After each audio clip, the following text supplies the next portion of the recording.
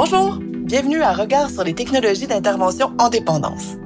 On vous propose un dossier de 5 épisodes qui explore ce qui se fait au Québec au niveau des interventions de prévention et de réadaptation avec les nouvelles technologies dans le milieu de la dépendance, avec ou sans substance. L'intervention à l'aide des nouvelles technologies est un sujet qui suscite l'intérêt de l'équipe de recherche Hermès, l'Institut universitaire sur les dépendances, l'Association des intervenants en dépendance du Québec et l'Association québécoise des centres d'intervention en dépendance. Réunis au printemps 2021 lors d'un symposium sur le sujet, ils ont eu envie de poursuivre la réflexion en proposant ce dossier de balado. Ce 4e épisode est consacré à la question des applications mobiles d'intervention et des plateformes web. Pour débuter, on retrouve Mathieu Goyette, professeur au département de sexologie et professeur associé au département de santé communautaire à l'Université du Québec à Montréal. Il nous fait le portrait de la place qu'occupent les applications mobiles d'intervention dans le milieu de la dépendance. Au Québec, on est très pauvre en applications mobiles de façon générale. Il y en a quelques-unes dans les années 2010 qui ont été développées par rapport à la santé mentale, à l'intimidation. Il y a également, dans ces mêmes années-là, tout ce qui est le texto, l'intervention mobile faite par tel jeune qui s'est déplacé en ligne. Mais pour ce qui est des interventions liées à la dépendance, on est très frileux au Québec jusqu'à présent. On commence à en développer, mais ça prend du temps, de l'énergie. On n'a pas toujours le soutien nécessaire de la part des organisations pour le faire. Donc, c'est quelque chose qui évolue progressivement. Et les intervenants, je pense, ont évolué dans leur vision des choses. Maintenant, si vous allez sur les stores, que ce soit sur ceux d'Apple ou d'Android, vous allez découvrir une panoplie d'applications mobiles qui sont faites pour soutenir votre changement dans des habitudes de vie, dont la consommation, et qui peuvent être tout à fait appropriées.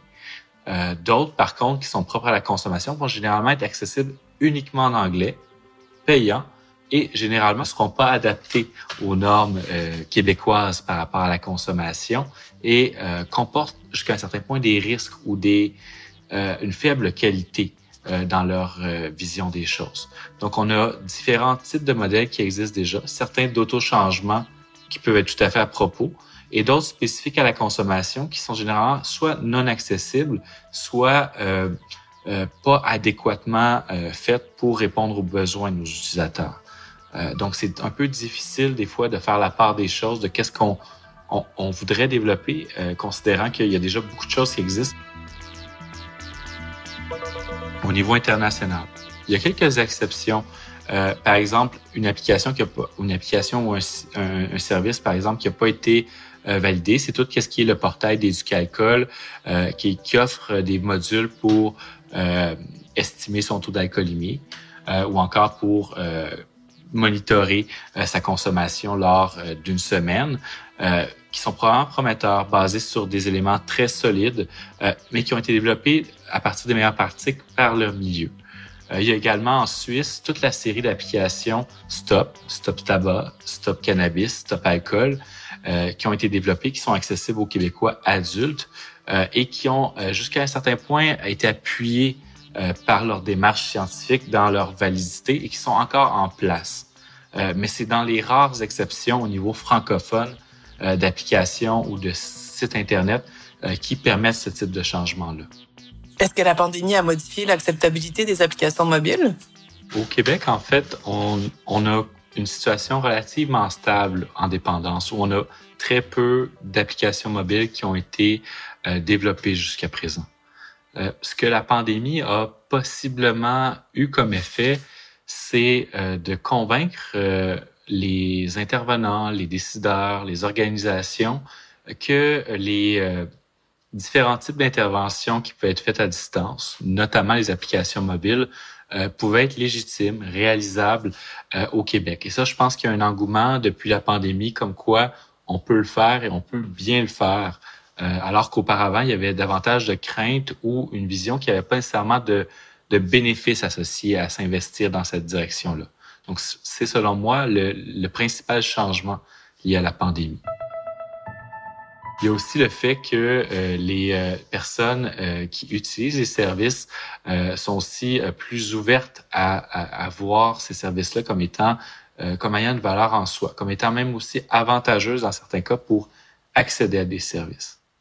Maintenant, le contact humain, qui est quand même important, je pense, dans toute relation d'aide, est aussi présent. Donc, avec la pandémie, on le voit aussi au niveau de nos contacts sociaux, on a hâte de retrouver le contact en présence. Donc, ça se peut que, avec l'évolution naturelle des choses, il y a aussi ce balancier-là qui revienne à l'arrière où on décide que on devrait prioriser, valoriser davantage le contact en présence avec des intervenants plutôt que le télécounseling ou d'autres types d'applications qui ont été développées durant la pandémie. Gabriel vit avec une dépendance aux jeux vidéo et à l'utilisation d'Internet. Il nous partage son expérience avec les applications, notamment celle pour la gestion de l'anxiété et des défis que cela représente pour lui, compte tenu de son objet de dépendance. Oui, pour l'utilisation du jeu, j'en ai utilisé une brièvement. Ça n'avait pas vraiment été concluant, vu que, en fait, je devais passer par mon téléphone pour y avoir accès, donc c'était un peu contre-intuitif en soi. Par contre, en question de gérer le stress, que j'utilise encore beaucoup d'applications pour la cohérence cardiaque qui sont vraiment, c'est plein d'avantages. Et aussi pour de la méditation guidée, qui est toujours très, ça m'aide énormément. J'ai beaucoup de jeux mobiles, donc à chaque fois que je passais par l'application, ça me donnait des cravings, vu que j'avais mon téléphone dans mes mains, donc c'était vraiment facile de bifurquer, puis d'ignorer en fait l'application, puis d'aller sur un autre sur un jeu en fait. Est-ce que tu crois que ça existe une bonne application pour gérer ses habitudes de jeu ou d'utilisation d'Internet?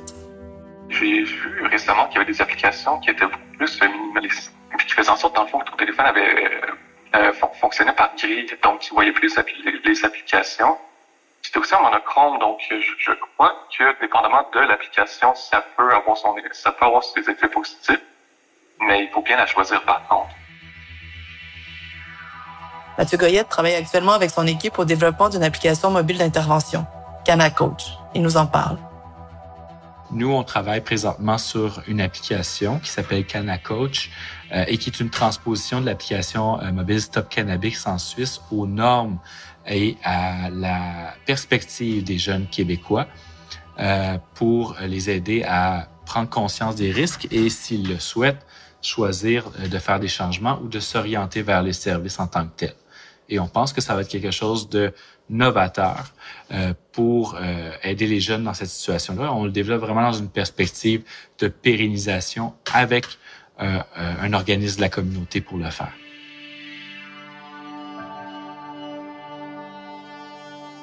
L'équipe de Mathieu Goyette comprend des chercheurs expérientiels, dont Zoé, ce qui favorise l'adaptation de l'application et du contenu aux besoins des jeunes adultes. On écoute Zoé nous parler de son rôle dans la création de CanaCoach. Dans le fond, notre rôle, c'est de faire partie de chaque étape de la création de l'application. Fait qu'au début, on a vraiment... il y a des gens qui ont participé pour écrire un peu le contenu qu'il allait avoir dans l'application. Puis nous, en tant que chercheurs, on partageait les informations, puis on changeait les mots, on changeait les phrases. On pouvait dire que le texte, on le trouvait trop long, trop court. Les mots qu'on trouvait qui faisaient moins de sens, peut-être pour l'adapter un peu à la clientèle qui était visée par l'application. Par la suite aussi, ils nous ont présenté une fausse application, mettons, que nous, on pouvait voir sur Internet, mais dans le fond, on pouvait choisir les couleurs, on pouvait choisir les coachs, parce que dans l'application, il y a un coach qui te guide un peu.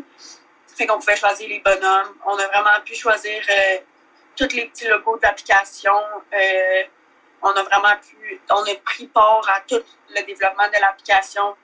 Quels sont les avantages de vous intégrer dans le processus d'élaboration de l'application mobile? Les chercheurs, souvent, il y avait des mots un peu comme techniques, puis des fois, ils avaient utilisé des mots qui rejoignaient un peu moins là, comme la clientèle visée.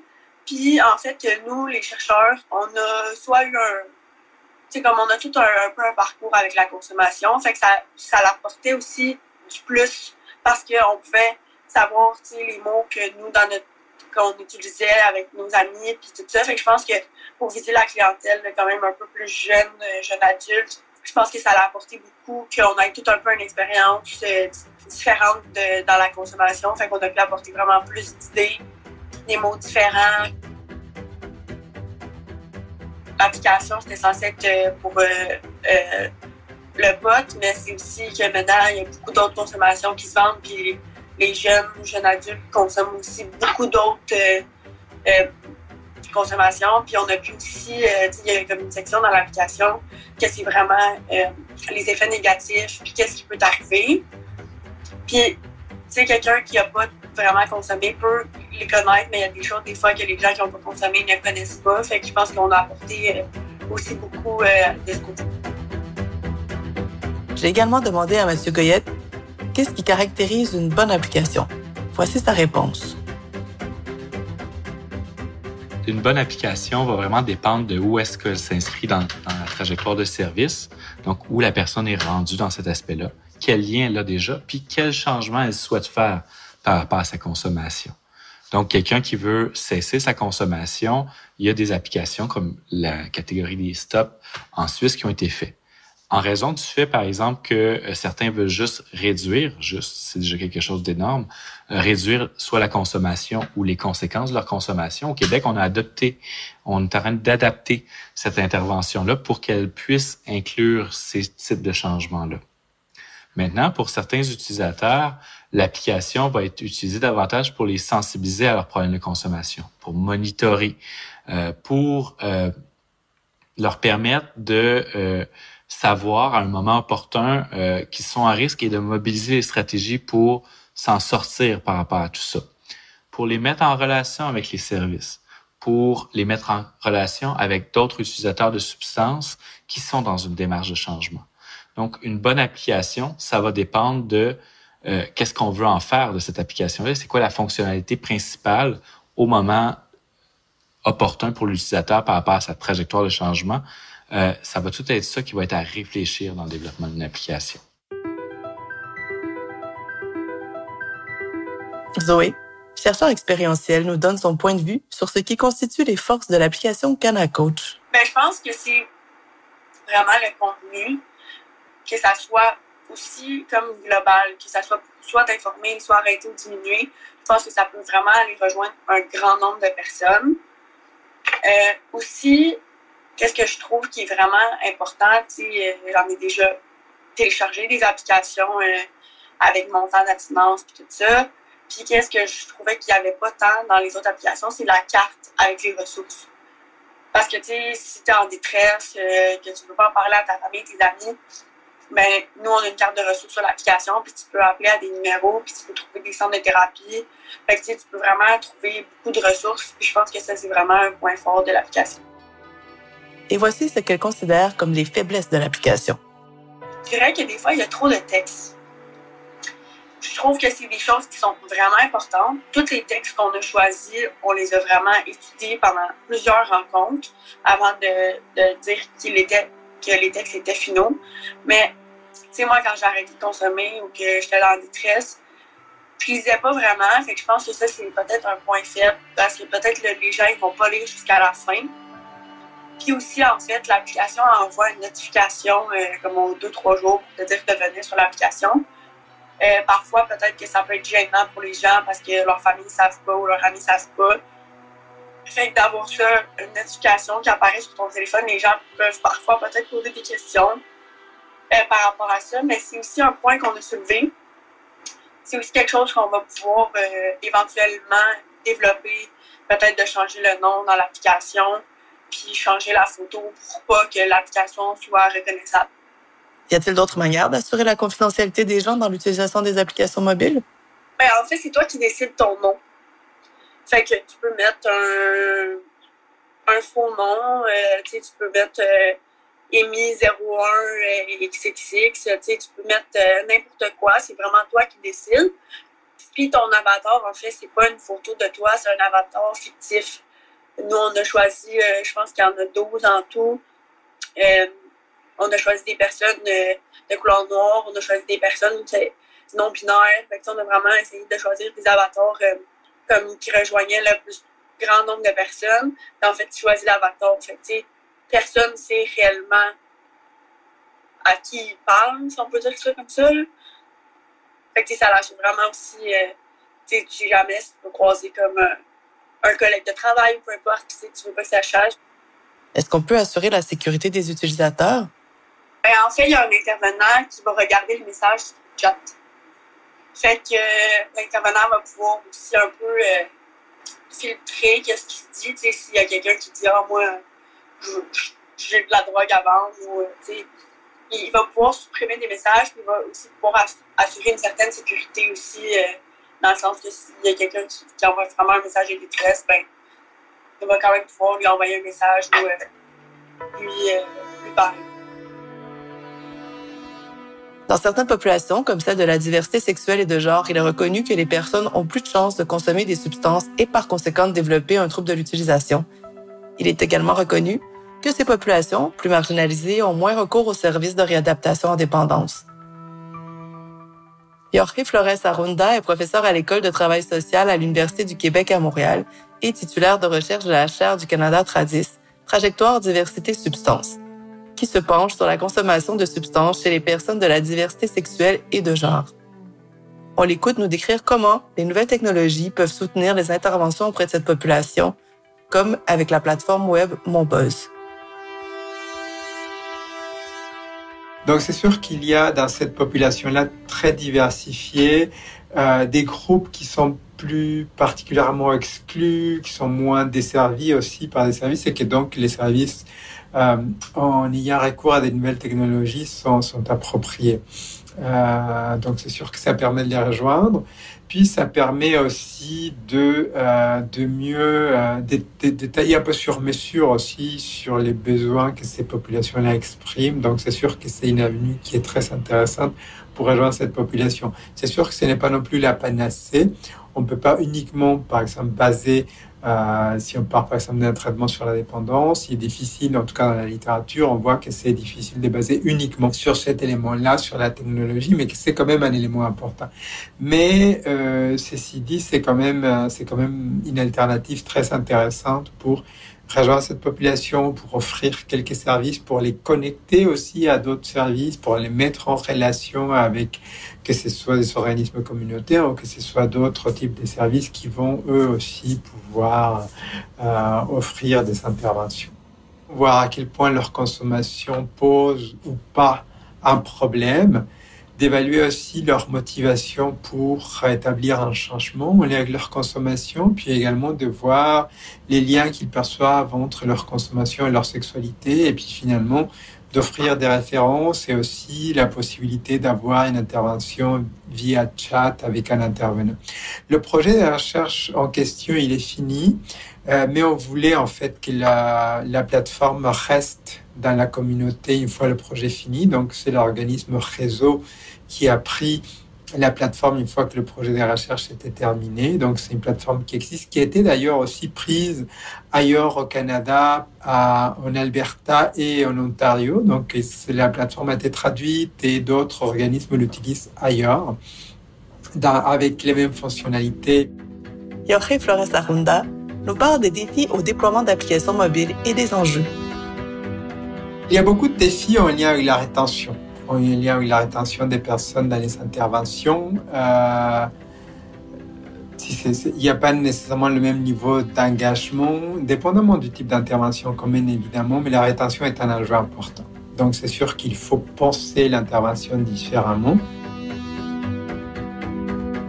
Il y a plusieurs enjeux en termes des développements en fait, des interfaces. C'est sûr que, en fait, en termes de sécurité, par exemple, autant les organismes subventionnaires que les comités d'éthique nous demandent vraiment d'être très prudents par rapport à la sécurité des interfaces informatiques, donc des plateformes informatiques. Et donc, c'est des exigences en fait qu'on met en place avec les firmes informatiques, parce que nous on développe pas ça nécessairement. C'est pas nous on développe pas l'interface en tant que telle, la plateforme. Donc, si on fait affaire avec des firmes informatiques dans le privé, donc c'est sûr que c'est une des exigences. Donc, la sécurité, c'est une des exigences. Et on peut comparer que le niveau de sécurité de ces types de plateformes-là doit être similaire à celui de banques ou des sites dans lesquels on fait des transactions bancaires, par exemple, pour éviter qu'il y ait, par exemple, du piratage.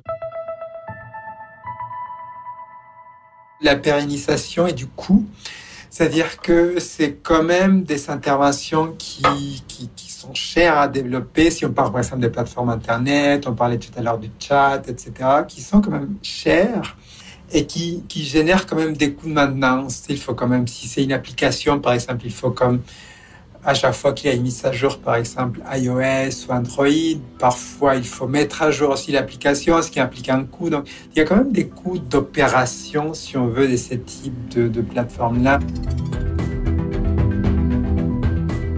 Les applications mobiles constituent un outil supplémentaire d'intervention qui, dans le cadre de suivi en dépendance, doit être un ingrédient parmi d'autres. La pérennité des outils est un défi car les applications sont souvent développées dans un cadre universitaire. Elles ne sont plus financées quand la recherche se termine. D'autres applications, conçues en partenariat avec les milieux cliniques, ont plus de chances de s'inscrire dans leur offre de services si un financement le permet. Nous aborderons dans le prochain épisode la question de l'accessibilité concernant l'ensemble des interventions technologiques dont nous avons parlé. Vous avez entendu dans cet épisode Mathieu Goyette, Gabriel, Zoé et Jorge Flores Arrunda. Ce dossier est créé avec le soutien du groupe de recherche Hermès et de l'Institut universitaire sur les dépendances. Oreille extérieure et conseillère de contenu, Laurence Darcy et Valérie Van Mouric. À la réalisation, aux entrevues, à l'écriture, à la recherche et à l'animation, Maude Leduc-Préfontaine. À la création musicale, à la réalisation sonore et au mixage, Sébastien D. Tremblay. La série est conceptualisée et produite par la compagnie Les Murmures de la Méduse. Merci pour votre écoute. À bientôt.